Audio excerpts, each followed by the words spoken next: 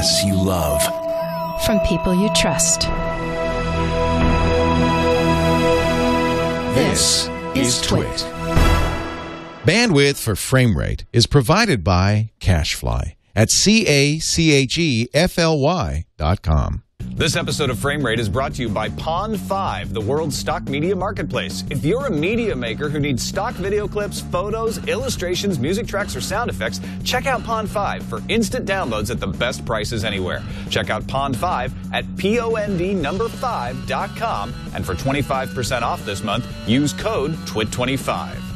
And by Audible.com. To download a free audiobook of your choice, go to audiblepodcast.com/framerate.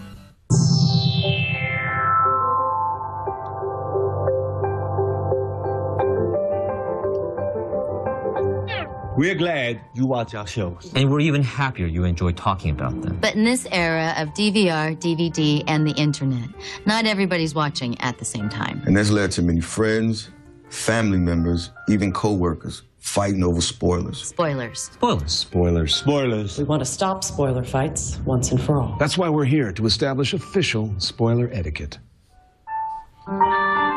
Spoilers cease being spoilers 2 weeks after the standard episode, 2 months after the season finale, and 1 year after the series finale. When recommending television, general enthusiasm is permitted. I can't believe you haven't seen The Wire. It's great. Pointed enthusiasm, however, is strictly forbidden. You won't believe what Omar does at the end of season 3. Spoilers spoken in Pig Latin, gibberish, or French will still be considered spoilers. I can't believe MJ Ide. Mandarin is okay. Wapuna shani lishanata. In conversation, if the up-to-date viewers are in the majority, they may ask behind viewers to leave. If the two groups are equal, they must Rochambeau for dominance. Rochambeau, shoot. Rochambeau, shoot. Tie. If the first 2 rounds end in a tie, the groups must engage in a last-man-standing knife fight. During the 24 hours after a show airs, aka the Red Zone, both up-to-date and behind viewers agree to be especially vigilant regarding spoilers. Any sentence prefaced with any variation of the following phrase. Okay, so this isn't really a spoiler, but... will not only be automatically deemed a spoiler, but the person uttering said phrase will not be allowed to speak for the next 45 minutes. So right before the...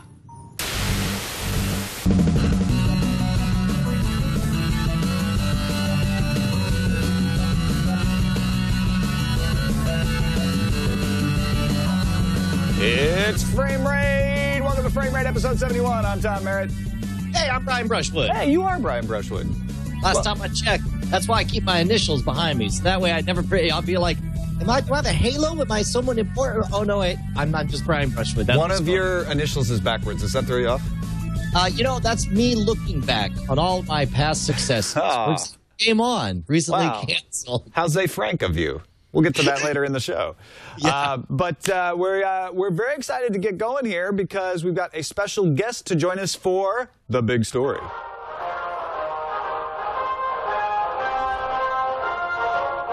This just in, The Big Story. So the big story today started on Politico.com, Netflix forming a PAC, and some speculation started to flip around about Netflix forming a PAC. What is a PAC? Political Action Committee. So Netflix is going to lobby Congress. That's not such a big deal, right? But everybody said, aha, they want to support SOPA. They want to revive SOPA. They want to make SOPA turn into a zombie that multiplies across the universe and kills everyone. And Dave Leventhal from Politico.com was the guy who wrote the story that kicked all this off, and I believe we have him with us. No, wow. That's interesting. That's not a spoiler. Yeah, well, I don't know why the spoiler alert that's an interesting trigger is playing. But we do have you. But yeah, welcome, Dave. Thanks for joining us today. Hey, good to be with you. So tell us about, first of all, what is Netflix actually doing, what you wrote about yesterday, but then also why you think this storm of SOPA controversy kicked off around it. Well, they formed a political action committee, and basically what a political action committee is a group that can raise and spend limited amounts of money, typically $5,000 per election per candidate. So if you're a PAC and you want to give a $5,000 check to a lawmaker, you have the ability to do so. And a lot of corporations set up political action committees, unions, other special interest groups.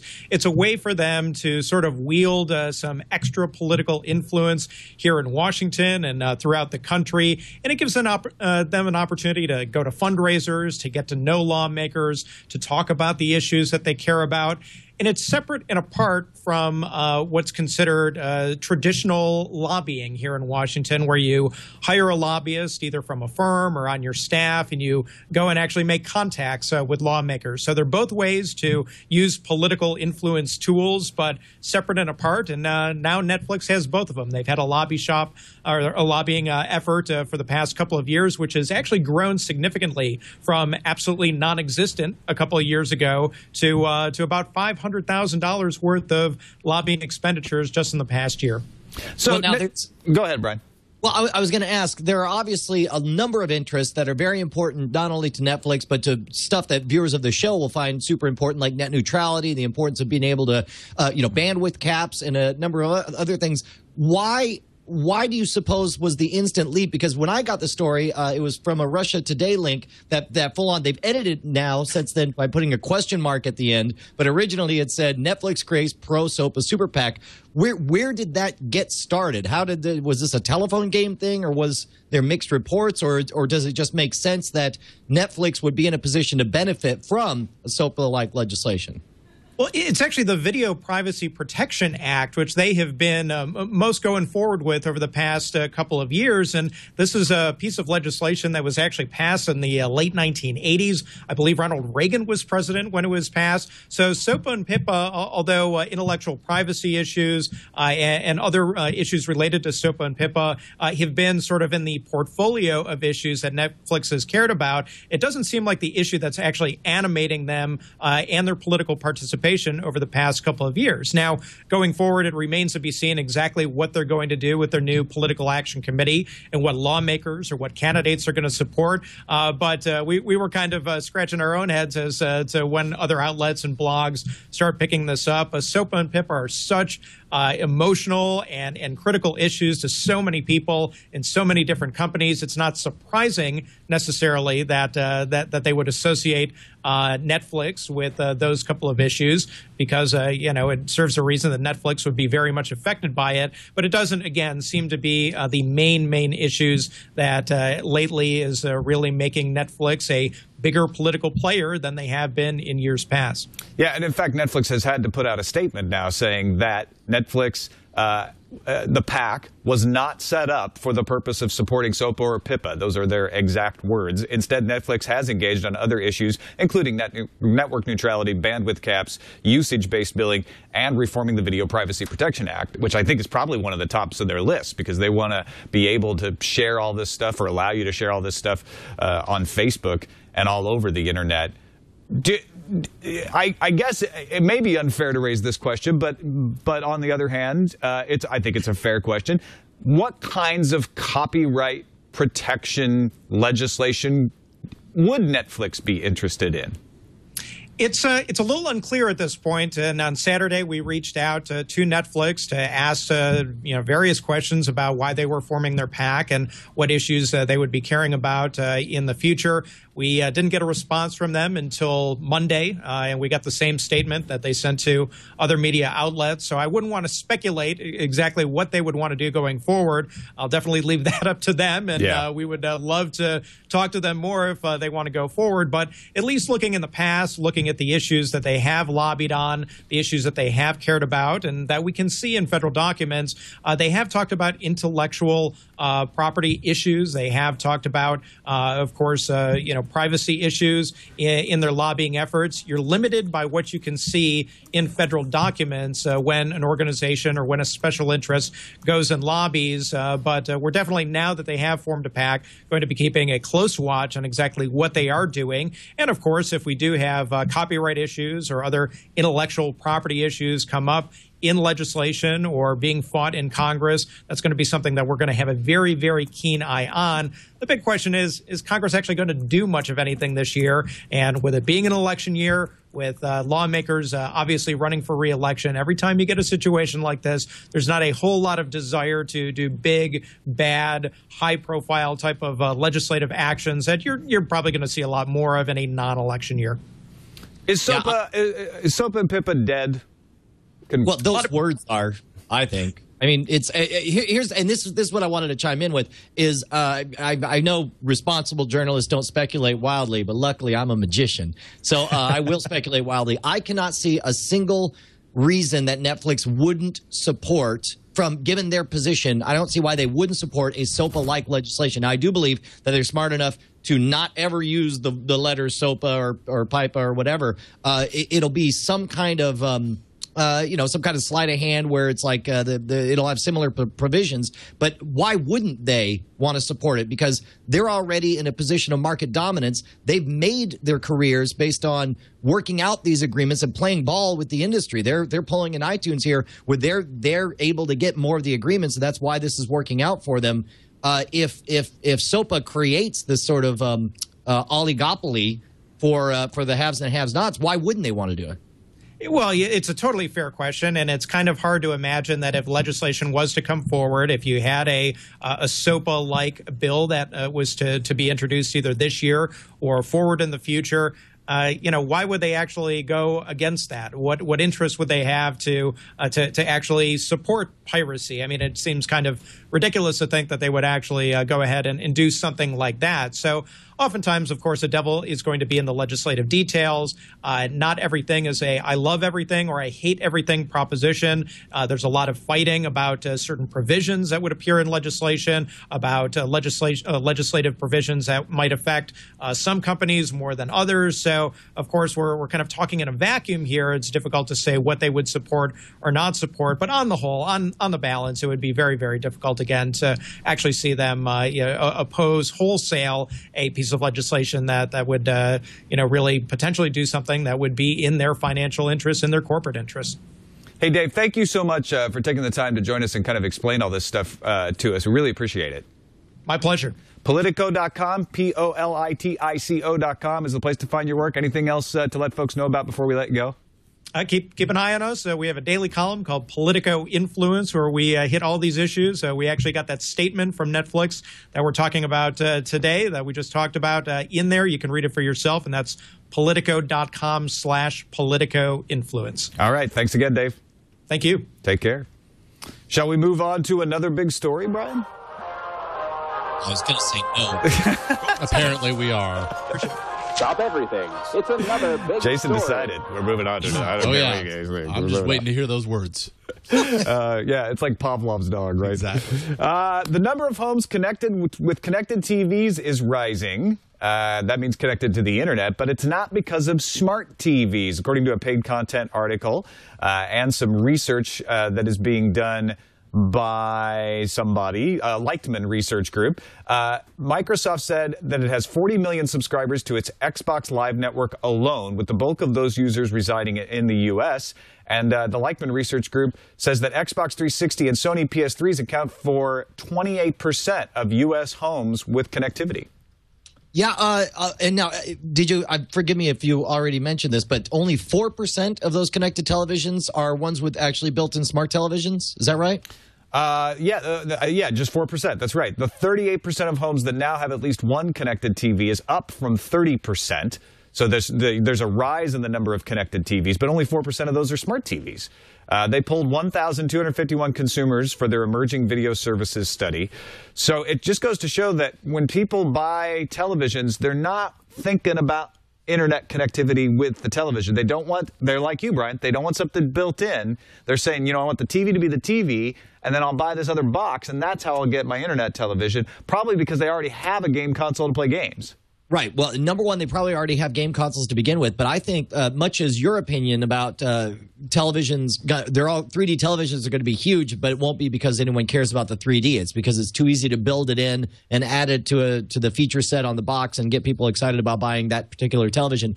I think that 4% of people, I would be surprised if 4% of those of all televisions are the internet capable ones. I think a lot of people have internet capable televisions, but just have no interest in bothering to plug it in. Because when I got my Samsung a year and a half, 2 years ago, I plugged it in and I tried, oh, look, I'm looking at Flickr. I'm opening a YouTube video, but it was just slow enough, just kludgy enough, just clunky enough that I never used it or set it up again.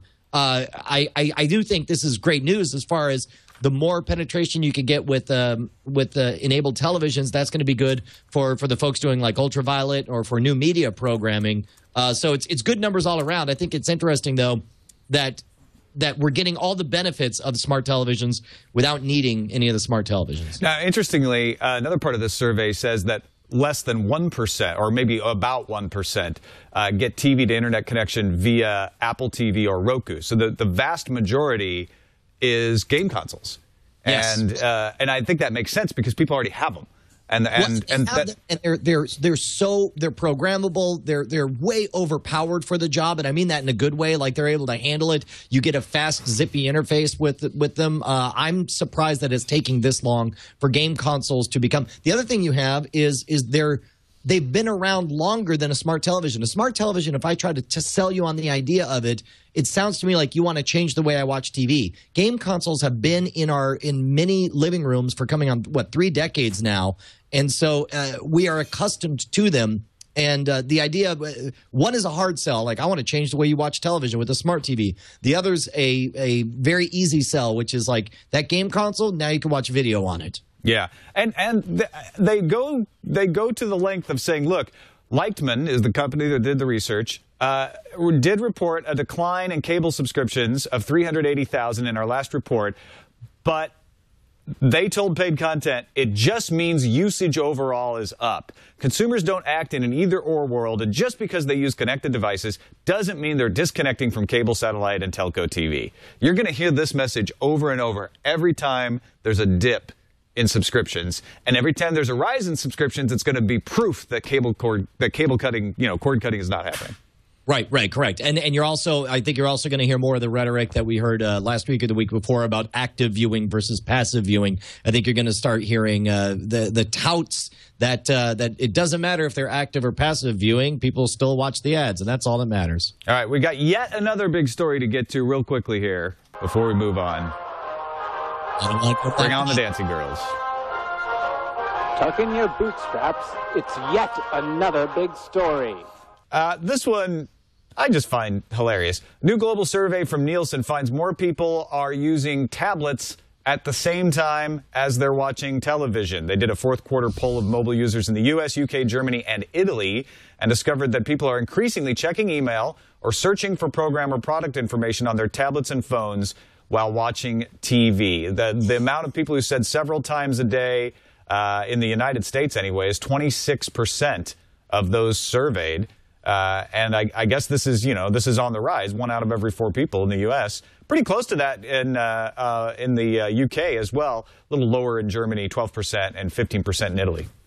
You know what? I used to be one of those guys that always had the television on because I always needed that constant input of just something going on at all times. But I really have, in the last 5 years, completely flipped around. And now, I think it's tied to social media. I think like when I was playing a video game, I'd also want a television on just to kind of have something else happening. But now I don't, but I do have my mobile phone off to the side. So I wonder if obviously, games a very particular kind of form of entertainment where you stay very focused on it. I would imagine for people who are just watching TV, just to watch TV, that it would be a similar need that they're filling. Yeah, I mean, among all those polled, checking email was the most popular thing. That makes sense. The next thing was looking up information related to the show you're watching. That makes sense. I've done that too. And then checking out products advertised on TV. Well, that's the advertiser's dream, right? Is that you're watching the commercial and you go and look something up. We should point out that it looks like this is a self-reported survey, right? Oh, yeah. No, you're asking people like, what do you do this? Do you do that? I don't know what the form of the question was, but yeah, I would answer yes to all 3 of those things. I've definitely watched an ad and looked it up.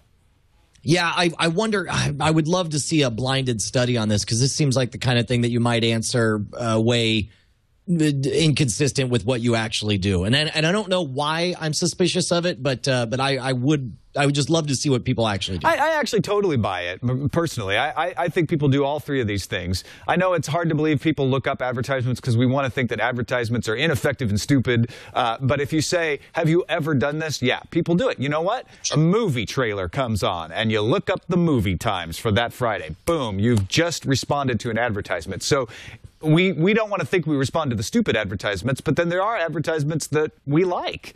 And not even just movie trailers. And there's also, there's also kind of a halo effect because all the tablets are still very new and we're all still very enamored and excited by them. And I would imagine, like, if you got one, you just don't even want to set it down. You're just happy to have it in your lap. And as long as it's in your lap and you're watching, you're like, oh, well, who is this guy on? Oh, that's right. He was in that movie with Michael Rooker. Let me say, oh, IMDb. And then, again, I don't know how much of this is long-term. I don't know how much of this is long-term the way we view media now and how much of it is short-term euphoria with tablets and a new, because we can do this, we can do that. Well, that's the thing. I don't want marketers to jump to a lot of conclusions about us. And they're trying to do this like, hey, check out the AMC tabletified Walking Dead. I tried that one time. Didn't add anything. Like, right. I can go to IMDb and look up a character to find out what else they've been in. I don't need a special app. I haven't seen that thing on my tablet that I have to run during the show that makes the show much more fun to watch. Yeah, I think you could. Unfortunately, I think you would have to write a specific type of narrative where maybe like a character vanishes and then you don't see them until the end of the show. It might be like way fun to watch that show with the tablet where while you're watching the one narrative on the screen, you get the other narrative from another character. Maybe even if it's just sort of like in a not video per se, but some kind of like update logs of where they went or something. I don't know. There's Ken from Chicago asked about Shazam, which I've done one time on Being Human. I finally gave in after all the Shazam advertisements, and I ran the Shazam thing, and it detected the episode I was watching, even though I wasn't watching it live. And then it took me to the special videos page, and the special videos just weren't that special. Yeah. Plus, I don't want to watch a behind-the-scenes video while I'm watching the episode, and then I forgot to go watch it later. I guess that's what has me bristling at this is it smells like an opportunity for marketers to do a bunch of stuff because they can do it and not because they should do it. Yeah. Yeah, no, I think I agree with you on that. All right, let's take a quick break and thank our sponsor, Pond 5. If Hold you are... What? Wait, no. This name any city in the world. Any city. Beijing. Beijing. Beijing. See, this is for media makers, people involved in making blogs, websites, videos, films, apps. I mean, I imagine almost all of you do one of those things out there at least sometime. I'm going to set a movie. I'm never going to go to China, but now I can set a movie there. Oh, look at that street scene. Look Listen to that. That's Beijing traffic. I wonder, here, I bet we could get, there's got to be audio somewhere. Look at this. Riding the bus in Beijing? Little background tone for your audio play. There's a panda in the Beijing Zoo? Oh, my God. The panda is amazing. You have to go look at the panda, people. This is all royalty-free stock video. Millions of high-quality photos, vector illustrations, music tracks, sound effects, motion graphics, other creative assets, templates, all of it you can download instantly for legal use in virtually any media production. You can get all of these kinds of things at Pond 5 that we're looking at, and you could set a whole story in Beijing, a radio play, a video series, whatever you want to do. Santa Claus visiting China. Look at that. No, I'm serious. That's what it's there. No, I'll tell you, and it's like it keeps on going. Look at this. Next, I'm on page 13 now. Look, stock video footage, 2,000 clips. Stock photos, almost 6,000. Vector illustrations. I want to see what kind of vector illustrations. And I just came up with Beijing off the top of my head. We didn't talk about this ahead of time. I'm telling you, man, these guys have everything. Yeah, listen, and if you're an artist, you're like, look, I've been to Beijing. I got my own stock footage. Make some money off it. Pond 5 is a dynamic marketplace where you can upload pro-quality content, set your own prices, and receive industry-leading royalties on every sale. It means that media makers, the prices are unbeatable, so the range and quality of the content available is unbeatable. And if you're a media maker with video, images, or sound, you got to go check it out right now. POND, the number 5.com.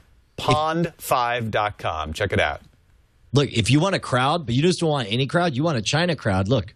That's the genuine Chinese crowd noise. You don't have to pay full price either because you're listening to Frame Rate. Pond5 has a special offer for our audience members, 25% off your purchase this month. Use this coupon code, remember it, TWIT25, 25% off. That's pond5.com. Use the code TWIT25. And we thank Pond for Pond5 for their support of Frame Rate. Go make a web series. You can do it. Cheap. Time for Tube Tops. Or I'm Slipstream. Yeah, my mistake. I did the old order. It was like flashback. So Fox out in the cold on iCloud and Ultraviolet because for some reason they can't come to a deal with HBO.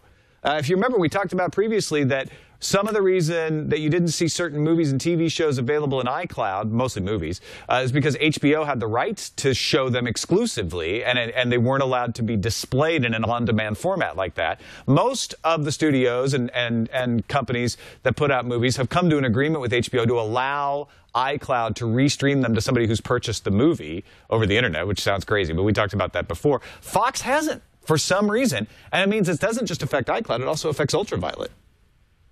Yeah, I don't know what to say about it outside of like, I mean, on the one hand, I totally respect their ability. If they own the content, if they own the exclusivity and they want to play hardball, then I can understand them doing it. But on the other hand, you know, this whole show is about our frustration with people not getting it together. Yeah. So I buy a movie from Apple on my Apple TV, and then I go to watch it later because I own it, right? I'm not renting it. I own it. And then, oh, no, you can't watch that on your Apple TV because that's from Fox. Well, and keep in mind also, this problem is why Ultraviolet is being created. What they're trying to do is the Ultraviolet consortium is trying to prevent the balkanization of media content. iCloud is being obstinate in many ways because they're number one. They don't care. They want to. They were like, but Ultraviolet has the same problem. Ultraviolet has the same problem where HBO is like, well, sorry, guys, we'd love to let you do that, but that violates our rights. We need to negotiate a settlement. They've negotiated with everybody, but Fox can't let Ultraviolet users access their Fox movies in the cloud until they get this worked out with HBO.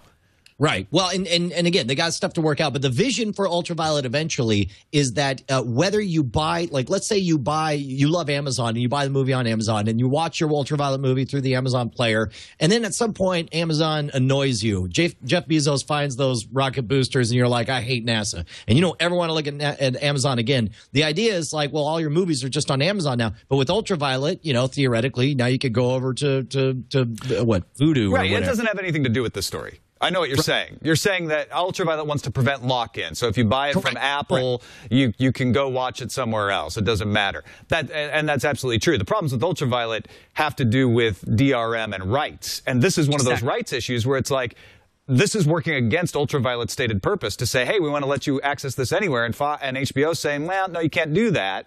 Because we got this licensing issue. And that's always going to be the problem with DRM. If I bought this without DRM, Fox could not stop me from streaming it from, say, Dropbox anywhere I want. You want to make something accessible to everyone everywhere without having to deal with these rights issues? Allow me to actually own my content and not have to ask permission for the content I own to be played. But Tom, you need to have the DRM so that you can watch it anywhere. Wait, what? I know. Let's go on to Amazon, which is actually making its own movies now in Sherman Oaks, California movie studio that it launched back in November 2010. Amazon will finally start shooting its first movie. We don't know when, but they've put up some of these scripts for some reworking. For instance, 12 Princesses. Amazon Studio is offering a $33,000 fee for anyone who submits an approved rewrite of the family comedy. So they're kind of crowdsourcing the rewrite. They say the script has excellent qualities. We'd like to develop a scarier villain with a defined plan, a more proactive hero, a compelling romance. Also, I think my Facebook friend is dead. Amazon Studios will also pay a rewrite fee of $33,000 to anyone who can shift the project from a comedic suspense film into more of a quirky road trip comedy built around a compelling romance. Well, now I know that stuff like this happens among writers' circles, and if you have relationships with studios, they'll look to different writers to punch up scripts and change things. Do we know of any precedent where they're just doing all this in public, crowdsourced? Because from what I understand, there are legal entanglements to accepting proposals for there are video game companies that will not open or acknowledge any email that suggests an idea for a game, because the problem is if down the road, if they say, hey, that's a great idea for a game, and then down the road they make that game, then all of a sudden they're in a legal situation where they're like, hey, man, you made our game. Like they're just accepting all kinds of rewrites. And this is a legal quagmire, but it sounds like they've got it figured out. They are working with the Writers Guild of America to create a transparent, globally accessible system for soliciting scripts and feedback from around the world with an emphasis on commercial viability. So, yeah, I mean, it's definitely a concern. You're absolutely right. But they claim to have figured this out. And if they're working with the Writers Guild, then, that goes a long way towards saying, hey, we've done due diligence to figure out a system where we won't get in trouble for soliciting this. We're letting them, the terms up front. We're letting you know the payment. The writers that originally made it have a 45-day evaluation period after an initial submission, et cetera, et cetera, et cetera. Amazon can extend its option period on a project by paying a writer $10,000. So that's a lot of work to put something like this in place. Does that also mean that these scripts are publicly available? Like if I could just be like... I doubt that. I mean, you have to be able to read the script if you're going to rewrite it. Oh, well, yeah, no, the original scripts must be, right? I mean, because you have to rewrite it. Absolutely. No, I see what you're saying. I thought you meant the submissions for rewrites. But submissions will be private, yeah. Yeah. Anyway, Amazon going about making movies in an interesting way. In an internet way. Yeah. I know you're excited about this. Netflix has signed a multi-year deal with Hasbro. So all these shows of the 80s, Transformers, G.I. Joe, My Little Pony, bringing their catalog to Netflix. In fact, both Transformer Prime and the more recent My Little Pony adventures are already available to stream right now. And there's a huge list of stuff getting ready to be added to the Netflix. All right, I got two questions real quick. Do you feel like, because you were, I guess you were a few years older than me. I guess you were probably a teenager. I'm like, 40 years older than you, right? But I remember I didn't understand any of it when I was a kid, but apparently there was legislation preventing certain tie-ins with they didn't want, at some point they wrote a law because they didn't want cartoons to be nothing but naked advertisements for toys for kids. Right. And then I guess Reagan rescinded that. And then, and all of a sudden you got Transformers and G.I. Joe, which were all just like, this is all just, we're trying to sell toys. As a kid, I thought that was awesome. And I didn't understand why it was ever a problem. Did that bother you, or does that bother you? It's funny. I'm a few years ahead, and I grew up with Super Friends and Hong Kong Phooey and Scooby-Doo, and I always wanted them to have more toys. And then when my brother was watching stuff, he's watching Transformers and G.I. Joe, and I felt like, oh, these are kind of crass because those were already toys. It was all perception. To me, it was, these were the toys I've been seeing in the toy store for a long time, and it's kind of cool that they're coming to life, and I guess there's some cool stories, but it seems like a cheat. It seems like they're being lazy and just saying like, oh, well, we already had these toys, so we'll just make up a story around them instead of, that really was my perception as a teenager, and I preferred things like He-Man and She-Ra, even though they also had huge toy links, because those felt like, oh, well, the story came first and then the toys. Dude, I don't care how ugly the process to get to the art was. Like, for example, Secret Wars, the comic series, was a naked grab to sell a new line of toys, but it was such an awesome idea, and it was one of my favorite comics when I was a kid. Second question, did you ever see the Transformers where they meet this old guy who's like a crazy inventor who's always wearing a mask, and he's got a familiar voice, and then at the end of the Transformers, he shouts out, you're like, one more time for old time's sakes, Cobra! Did you ever see that? No, I never saw that. That's hilarious. They did, wow. It was like a crazy future Cobra Commander. Finally, in the slipstream, YouTube now converting all 1080p video uploads to 3D automatically. It's a beta feature that lets you convert your standard 2D videos to 3D with one click. They do have to be 1080p videos, but anything you upload will automatically be converted to 3D if you want. And it'll analyze the color, spatial layout, motion, other video characteristics to estimate the depth map for each frame.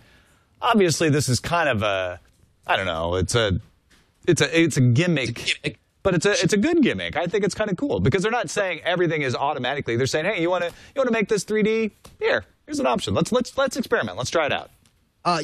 Specifically, there are televisions that do this as well. In fact, my assistant John was making fun of a salesperson who was just nakedly saying like, "Oh yeah, no, you could convert anything to 3D," and he was like, "That's not possible." But then it turns out that it is, and now YouTube is doing that. And not everything's going to look good, so you got to keep that. But what's interesting is that they're analyzing. Part of the way the process works is that they're analyzing existing 3D footage, and they are much in the way I would imagine. I don't know. From what I read, it sounded like much in the way Google pioneered algorithmic search with words that are associated with certain search terms. Likewise, it's analyzing video that is known to be in 3D, and it's through some kind of algorithm figuring out like, okay, if it's this kind of color, if it's this kind of focus or this kind of pixels around it, this is probably in the background, this is probably in the foreground, which I think is fascinating that they're doing that. Let's move on to the tube tops. Tube tops. PlayStation 3 finally gets Amazon Prime onto its console. Netflix and Hulu Plus have been widely available in the game for some time, but Amazon's Prime Instant Video was limited to a handful of over-the-top services. Now you can get it on PS3. So Amazon streaming making some inroads. Yeah, no, it's a chicken and egg thing. It's like, why should I care? Amazon Prime is the third place contender, but the reason it's a third place contender is because it's not on your PS3. So this will hopefully all get the ball rolling, and we can have a good battle royale between Hulu and Netflix. And Netflix on the console as well, updating the Xbox 360 app, adding a single sign-on, improved Facebook sharing outside the U.S. because they still have that Video Privacy Act to deal with here. But you might want to update that Netflix app no matter where you are in the world because it's going to be a little slicker now. Yeah. Comcast access to the HBO Go app on the Xbox 360 is live if you're in a Comcast area. That's going to be... I know. Not. You don't care. I don't have Comcast either. But the Comcast fans are excited about that. There's one guy with a Comcast banner waving it, watching frame rate all excitedly. Like, I love HBO Go and my Xbox 360, and hooray, Comcast. That guy's very happy right now. And the TiVo Premiere getting updates. A new Netflix app for you, too. Also, YouTube app on your TiVo Premiere. And Comcast Video On Demand comes to the Bay Area if you're in San Francisco. I love when I'm in the late 90s, there were two things I loved, and it was Netflix and TiVo. And I want to be back in the TiVo ecosystem, but I can't because I'm in Time Warner hell. I used to be dying to get back into the TiVo ecosystem, but the DirecTV DVR has improved so much that I would probably still prefer TiVo if I was actually using it, but I don't care anymore. Yeah, no, I am not in that space. The Time Warner DVR is so terrible and so inconsistent and so laggy and so just hideous to look at. I just want to badoop, badoop, badoop. That's all I want to hear. Yeah. Let's check what's up at Film Foul. As if it were a location that we could visit. Let's tune in to Film Foul. I'm really excited about this. I was a big fan of Zay Frank, The Show, which he produced, way back, 2007? And he's bringing it back. New episodes of The Show will come to an internet near you. He already has a 3-minute episode up called An Invocation for Beginnings. I found actually pretty inspirational. I missed all of Zay Frank. I did not see a single episode of it. By the time I got into new media, I guess I just never saw any of it. I watched all of this, and I just felt like I was on the outside. I felt like I'd wandered into a Fish concert, and everybody. Yeah, maybe I could see that. He's quick-witted, good with the commentary, and so if you go back and watch some older episodes, you'll get it. He's like high energy, fun to watch kind of guy. Yeah. All right. But anyway, I'm sure that his following episodes won't be quite as insidery feeling as maybe that was. Yeah, it was like walking into beat poetry or I don't know, like everyone else got it except for me, and so I'll watch it. Yeah, you have to have liked him already, I think, to understand it. Big Bang Theory Season 1 and Season 2 hitting Blu-ray July 10th. You a Big Bang Theory fan? I'm really not. No? I'm it's an unpopular position, but I don't get it. It's like it's got a laugh track, it's formulaic, it's canned humor, and it belittles geek culture, and I don't. Yeah, I never went back. Apparently it got a lot better, but after the first few episodes of the first season, I never went back to it. But people swear that it's like awesome, and I should go retry it. So maybe one of these days I will. Right. Twitch TV. Ken from Chicago points out that it airs opposite of Community, which I guess. Oh, well, there you go.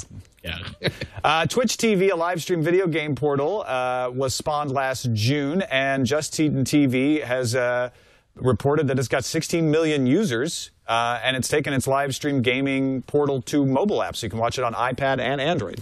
This is fascinating to me. I think the live streaming of video game playing is something that nobody saw coming and is completely huge. We've talked before about how Machinima is one of the biggest players on YouTube, and it's utterly shocking that people, enjoy watching other people play video games. That's even more so with the live space. We had on NSFW Man vs. Game, who every single night, his stated goal is to beat every single game that there ever was. And he gets over 1,000 people would tune in live. And of course, in the live stream space, that's very difficult to break into 4 digits for a live viewership. And it's going to continue to grow. I love what they're doing with Twitch TV. Twitch TV is, of course, just Justin TV branded with a focus on gaming. I suspect that there's going to be some licensing issues at some point. At some point, there's going to be someone who says, hey, man, that's our music, that's our IP, that's our characters. All you're doing is transmitting it, and you're deriving an advertising benefit from our work. I got to feel like there's an upcoming scuffle coming on that end. Yeah, no, I think you're right. I think that's I think it's something that should exist and should be allowed to exist, and there should be a way for it to exist. But I think that battle is yet to be fought. Yep. Something that will exist is Comic-Con Episode 4, A Fan's Hope, from Morgan Spurlock, a new documentary that he made at last year's Comic-Con.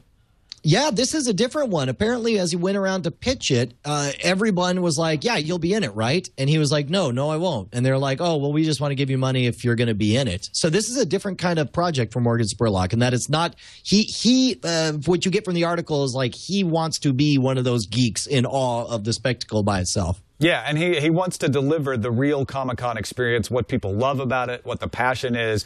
He interviews a lot of cosplayers. The Man of Steel director, Zack Snyder, talks about peeing next to a Klingon and a Stormtrooper.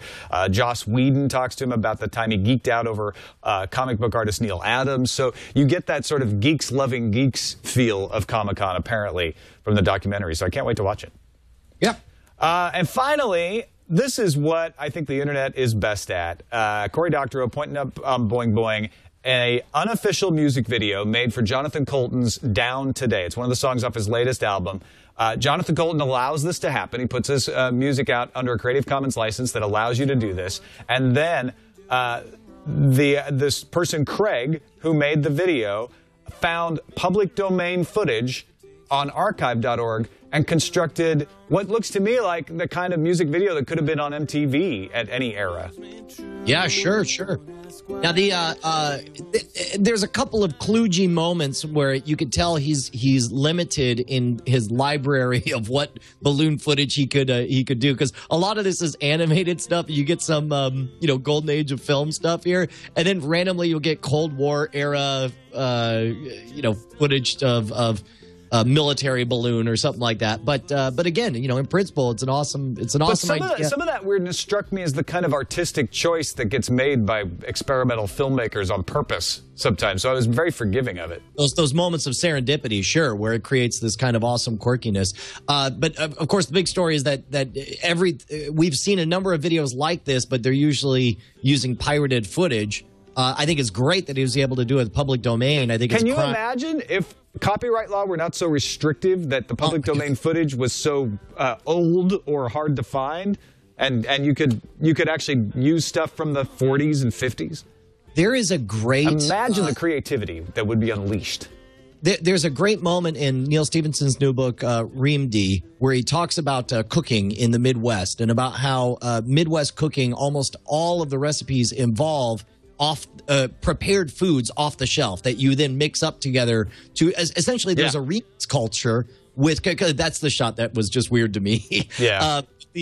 there's a remix culture where it's like cooking means take this thing off the shelf, take this other thing off the shelf, mix it in this novel way, and put it in. And it's a crime that we can't do that with media. For some reason, it's fine in everything else, but not in media. Well, fair use is designed to allow that, but it's so difficult to defend yourself. And it's not a presumption of guilt, but it feels so much like a presumption of guilt that everyone just assumes that they will get the crap suit out of them rather than take the risk. And so you don't see it.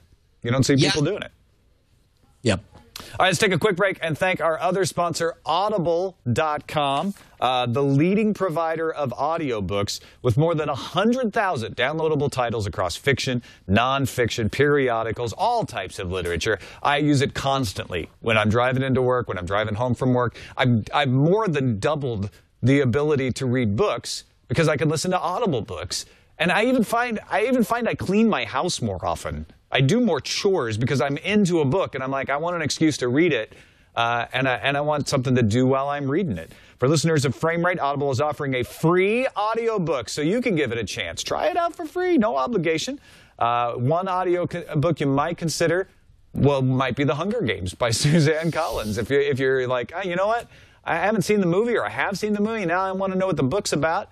There you go. Check it out. 11 hours and 14 minutes. That's the other thing I like, is I know how to allocate my time. I know how long it's going to take me to read it. So check it out. The Hunger Games by Suzanne Collins, or The Magicians by Lev Grossman's, or Sword and Laser Pick. Any of those audiobooks you can get absolutely free by visiting audiblepodcast.com/framerate. That's audiblepodcast.com/framerate. 2 weeks. 2 weeks. And then the new Stephen King Dark Tower novel comes out. I'll win through the keyhole. Through the keyhole. Yeah.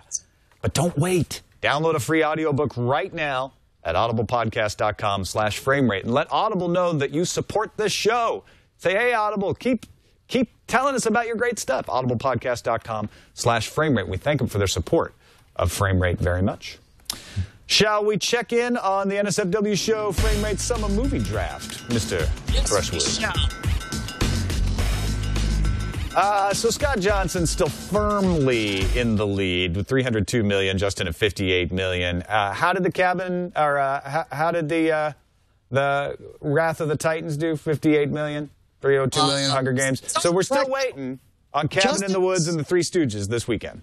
All right, let me tell you two things. First of all, Justin is sincerely disappointed on how Wrath of the Titans is doing, but I think this is right on track for what I expected. This thing's going to limp right up to almost kiss $100 million, but I don't know what he expected it would do. Second thing, I got somebody tweeted me during the NSFW show last night saying, you guys, whoever got Cabin in the Woods is going to make a ton of money. I saw it last night, and it was freaking phenomenal. Now, the problem is, of course, the quality of a movie very rarely is directly, correlated with how much money it makes. But I am very enthused to hear that the Cabin in the Woods sounds awesome.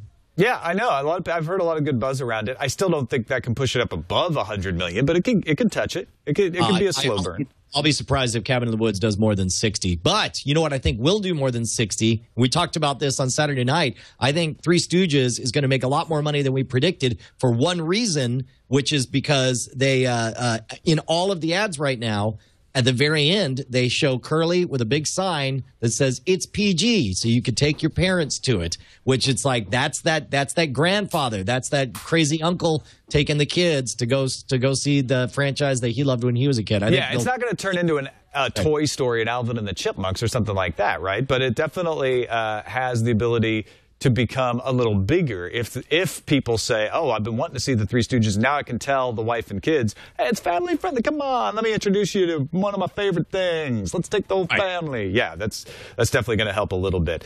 The other thing is Avengers coming on May 4th, and I know it's my movie, but Blaster.com, which is run by Sci-Fi Network, has a story up saying that they're predicting Avengers may beat the Dark Knight's record with the gross, because of the fact that it's Joss Whedon, because it has such big name stars, because the marketing is really taking hold and people are buzzing about it. They also think that the Dark Knight that's coming out later this year will crush the Avengers 3 months later, which is not good news for me. But now keep in mind, I thought of all the reasons. I was surprised to see Joss Whedon mentioned, because is Joss Whedon associated with any big budget blockbuster hit, like from a monetary standpoint? No, what he's well, yeah, obviously Buffy on television, right? Well, okay, I mean, but not in the movie theaters though. Toy Story, actually, he was part of. Well, I guess yeah, but he was one of 3 writers on the script. That's true. I think what Joss Whedon is associated with is buzz. They're saying, look, there's a rabid, vocal fan base out there for Joss Whedon, and they're feeling positive about all the things he said about a franchise that he cares about. This is similar to Damon Lindelof handling Star Trek with J.J. Abrams, because Damon Lindelof was seen as like, that's a Star Trek fan. He's going to help protect that franchise. He's going to try to do right. And he was able to explain the things that people didn't like in Star Trek fan terms. Joss Whedon is an Avengers fan, so he can go out and talk to the Avengers fans in language they understand. I think that's helpful. Right. Yeah. Right. Absolutely. But yeah, so I'm pleased by the fact that they say it's going to set a record. I'm less pleased that they're saying, oh, but you know, when The Dark Knight comes out later this year, then that record will be crushed. So congratulations, Sarah Lane. Dark Knight Rises. All right. Was an excellent. Hey, man, what are you watching?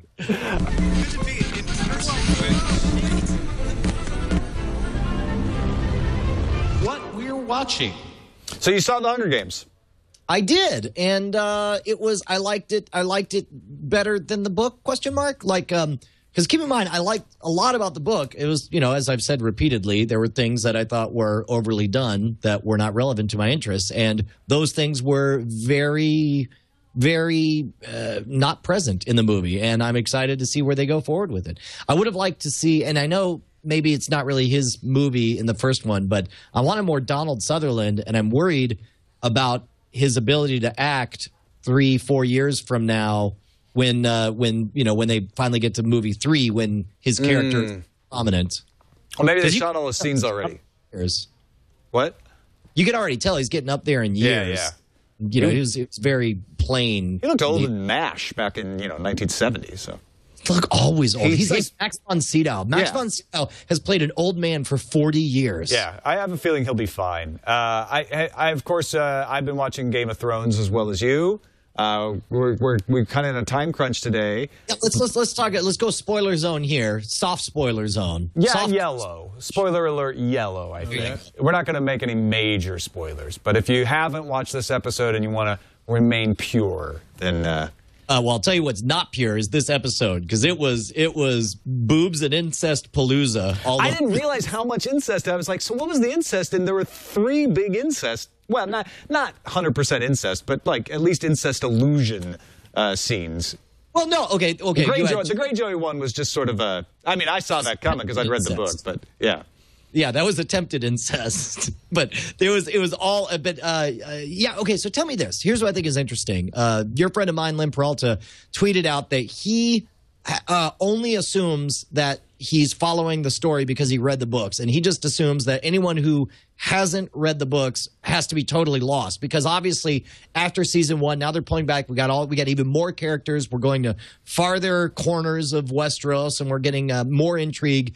And he suspects that it's too much for a lot of people. What do you think on that? You know, it's interesting. I'd like to ask Sarah Lane about that. Co-host of TNT, iPad Today. If you don't know her, why wouldn't you, though? Come on, she's amazing. And she is only watching the show. She hasn't read the books. She seems to be loving it and enjoying it. So I'd like to get her particular opinion. And Eileen, my wife, has not read the books. She is enjoying it as well. And I'm giving her less feedback and less explanation than I thought I would have to.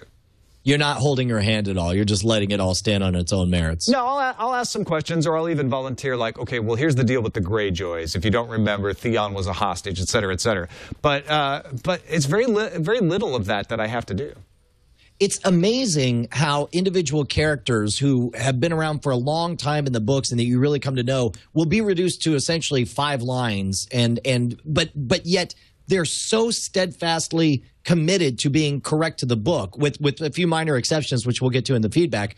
But I'm really impressed, like seeing, like I'd completely forgotten about Hot Pie as a character, but then you see him mentioned for one line, and you're like, oh wow, he was a person and a thing, and now in this iteration, he's just this much. Yeah, you know, it almost makes me feel like maybe one of the issues with the later books is that we don't meet as many compelling characters as we do in those early days, because I feel like these are some of my favorite characters in the entire Song of Ice and Fire series. And maybe I'm just forgetting them, but I'm having a hard time remembering newer characters from later books that I love as much. I think that's I think what happens is when you first start reading the stories, all the characters are equal, and you'll like some and you'll not like some, and some will live and some will die. But by the time you get to the 5th books, you have an unfair disparity between characters you've known and loved for thousands and thousands of pages versus yet another new character. And all of a sudden it's that the difference in how much emotional cachet you have for each of those. One thing before we get off of what we're watching, I watched the pilot episode of Quantum Leap this weekend. In preparation, we're going to do an episode of Autopilot with Scott Johnson, the show we do about reviewing pilots about it. And wow, was I impressed. Really? I liked Quantum Leap, but I was like, well, this was a really well shot show right from the beginning. It looked good, and the story is not nearly as cheesy as I kind of remembered it. I remember that opening scene when he wakes up and he picks up the phone and starts dialing too many numbers. Yeah. It's because he goes back to his birthday, right? He goes back as far back as he can. Well, no, he doesn't. That's not the story at all, actually. Wait, am I thinking? I'm actually thinking of one of the other early. There is some phone dialing, but it happens like 10 minutes in. Okay, then that's what I'm thinking of. It opens with Dean Stockwell, Brother Carville. Brother Al. He's on the road and he picks up a poor lady whose car is broken down. Wow, I did not remember that being. Yeah, I know. See, you got to go check it out. All right, let's get to feedback. Now it's time for feedback with Brian and Tom on Frame Rate. Oh yeah.